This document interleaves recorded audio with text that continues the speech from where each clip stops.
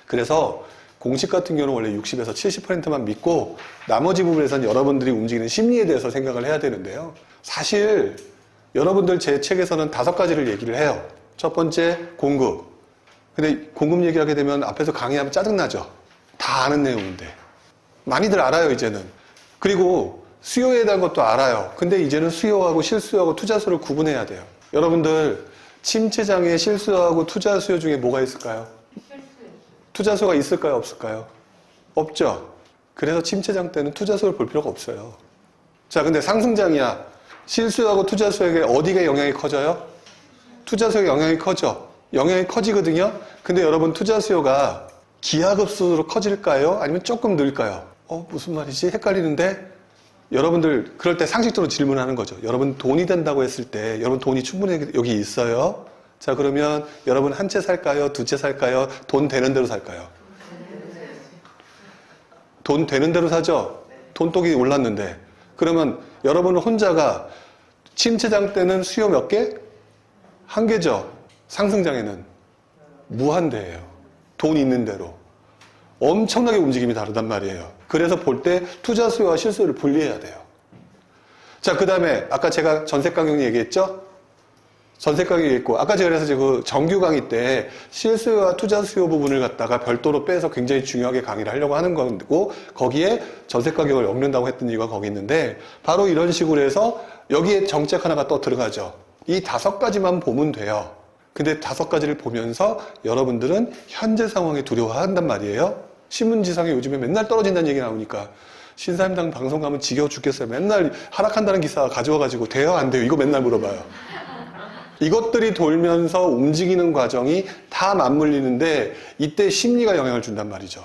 그리고 이 심리는요, 공부해서 되는 게 아니라요, 평상시 여러분들의 있는 내 생각, 불용 생각, 옆에 있는 사람 생각, 그 다음에 무주택자들의 생각, 이것들을 지금 내가 질문 던진 것들 아까 생각해보면 평상시 한두 번은 다 해봤던 생각들이거나 상식적인 질문이죠.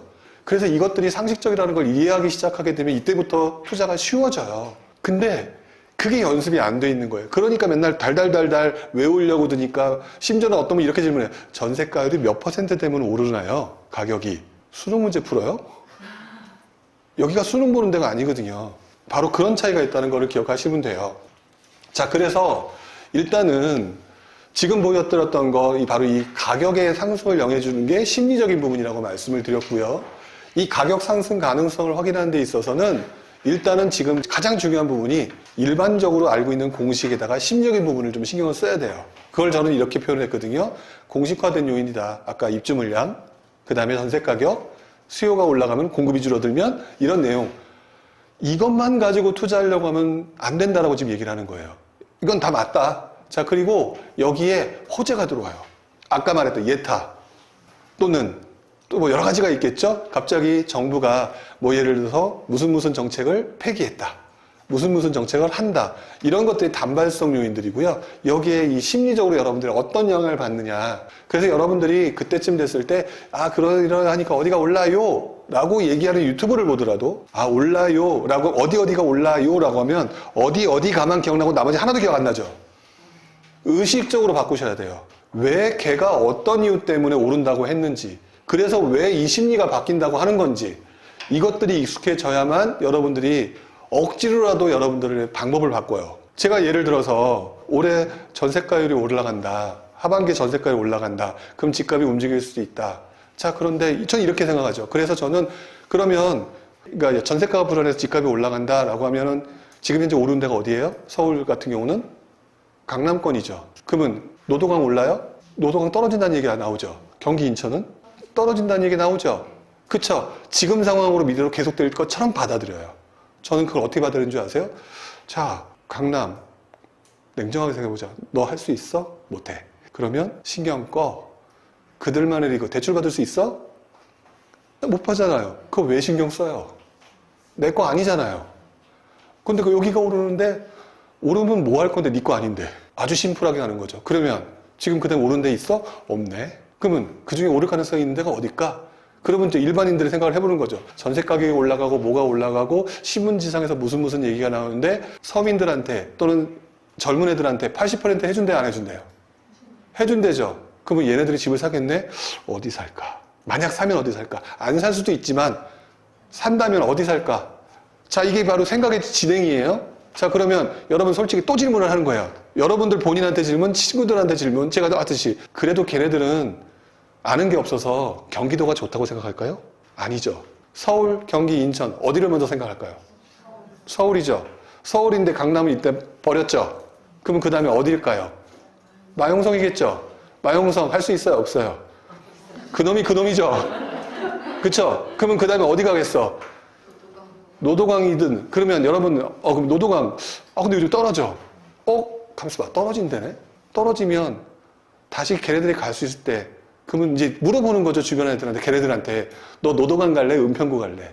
어디 갈까요? 은평구? 돈 있으면. 그럼 그때부터 은평구에 있는 가격과 노도강에 비교하겠죠. 비교했는데 비슷한 가격에 할 수 있어. 그러면 은평구 가겠어요? 노도강 가겠어요? 은평구든 노도강이든 그때 사람들에 따라서 달라지겠죠. 근데 걔네들이 출근해야 될 거 아니에요. 강남 출근하기 어디가 좋아요? 은평구가 더 좋아요? 노도강이 7호선으로 바로 들어가죠. 그렇죠? 자, 그런 식으로 이렇게 하나씩 하나씩 좁혀가는 거예요. 야, 그러면 노도강이 지금은 떨어진다고 하지만 좋아질 수 있겠네? 그러면 그거에 대해서 증명을 해야 되잖아요. 그러면 증명을 어떻게 해요? 가격 비교를 하는 거죠. 그 가격대에서 할 수 있는 게 뭐가 있을까? 그리고 신문지사에서 또 숨어있는 다양한 내용들이 뭐가 나오는지 찾아보는 거예요. 그랬더니 이번 기사에 또 그런 게 나오대요. 2030 노도강 소형에 집중. 이것 봐라.